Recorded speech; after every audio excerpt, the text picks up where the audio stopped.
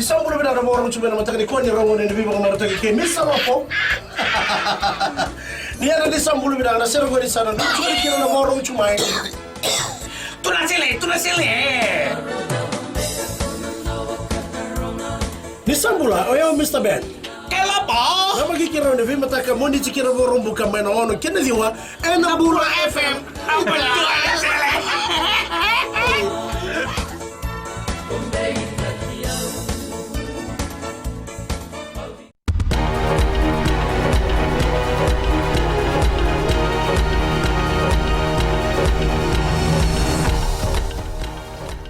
Sambulu binaka se kongo na pale leka ni nonda itukutuku.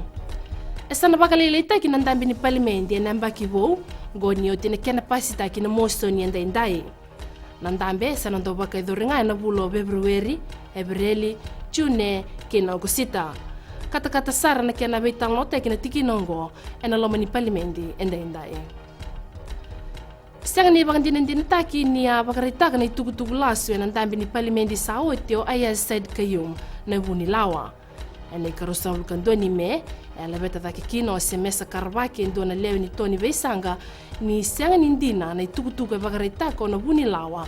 Ena no soma na bakatataro senda usuli tukutuku beidei na buki ni commissioner ni Faikek ena ngona sianga kina na commissioner. Mani soma ya ni Said Kayum ni rukuni yabu ni bakabulewa dondon misuli tukutuku bwana presidenti na ibuke ni commissioner. Ia na tikinongori tukuno karvaki ni sianga nindina kaninda usuli tukutuku bwana buni lawa. Suleva to karvaki na ibang dinindina me toko na nebeka bagaritaka kabakalusiki na tukutuku etukuna na buni lawa. Ia mbokota na tikinongori na sipika ni mbose lawa Dr. Chigulubeni kakani sianga nindua na ibang dinindina me toko na kina na bembeta ki oya. Sianga nidingoma na Kornivuli na namuka ilao district school na iwasi ni pepa ni veita rongi na lana kasa tege butake na noa. Tauri rao na itukutuku ni sayado yani baka rua kine ane nongori na pepa ia mani baka lesu itale mai kisuva. Ia na itukutuku mai na ministeri ni vuli oya ni sebeka oya kikina vei Kornivuli na wasi na toka lao na pepa ni veita rongi ena mateni singa ni vulongo.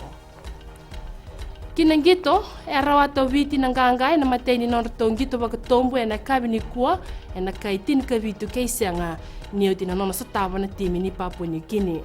Ruotale ningito na bakaitavikino oya na sota batike na timi ni Guam, kakina na timi ni Solomoni, ni sibi na timi na vana miniti. Dabakiri na paleleka ni nonda tukutuku ni bakadeng binaka.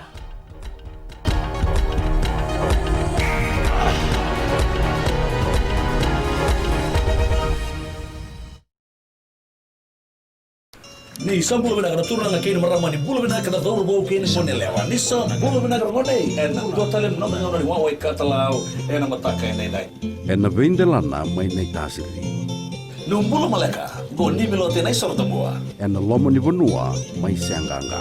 Ni bulu go Samuel Samli. Na no ngone ni wawe katalau en radio Fijuan nandomo eviti na vonga ni venu.